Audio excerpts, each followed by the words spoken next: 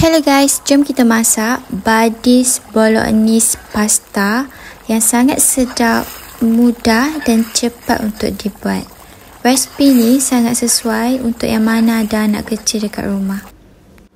Resipi ni juga sesuai untuk dibuat waktu breakfast, minum petang dan juga lewat-lewat malam. Kalau anak lapar tak tahu nak buat apa, korang boleh buat resipi ni sebab sangat cepat untuk disediakan. Okey, jom kita start. Masukkan sedikit minyak zaitun ataupun olive oil. Kalau tak ada, boleh pakai minyak biasa. Okey, bila minyak dah panas, boleh masukkan 1 biji bawang Holland. Kemudian masukkan daging cincang. Kalau korang tak ada daging cincang, boleh pakai daging burger. Yang ni saya pakai daging burger Ramly sahaja, 5 keping.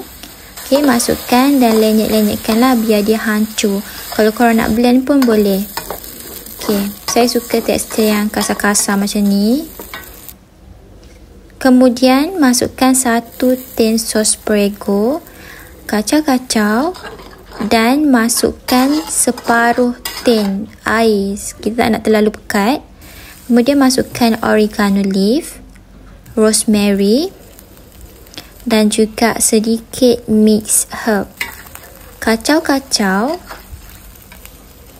Masukkan sedikit Ajisho black pepper. Kacau-kacau sehingga sebati. Kemudian masukkan sedikit garam. Biarkan menggelegak seketika. And boleh masukkan 1 cube pati ayam ataupun separuh. Jangan terlalu banyak sebab kita takut nanti terlalu masin. Okey, kacau-kacau. And korang boleh rasalah dah masin ke belum, dah sedap ke belum. Bila dah okey, boleh masukkan cheese slice. Nak suruh dia lagi creamy dan sedap. Okey, kacau-kacau sehingga cheese tu cair dan sebati dengan Prego sauce kita. Okey, Prego sauce kita dah nak siap. Okey, boleh rasa dah sedap ke belum?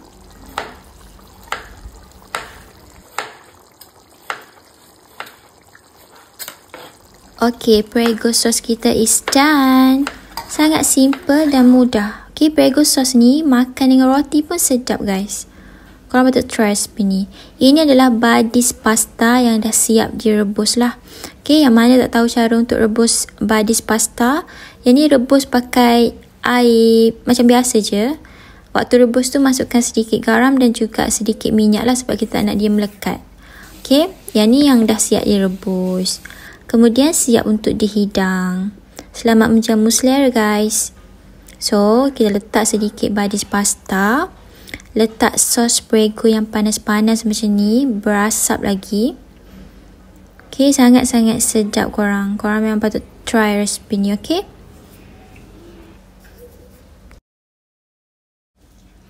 Okey, kalau buat sendiri, kita boleh letak banyak mana je sos yang kita nak.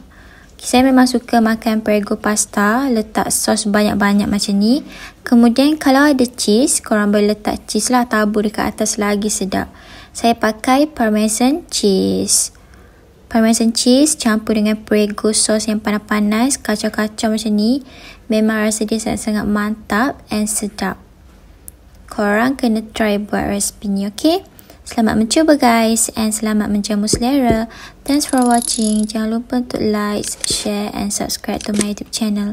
Bye, jumpa lagi. Assalamualaikum.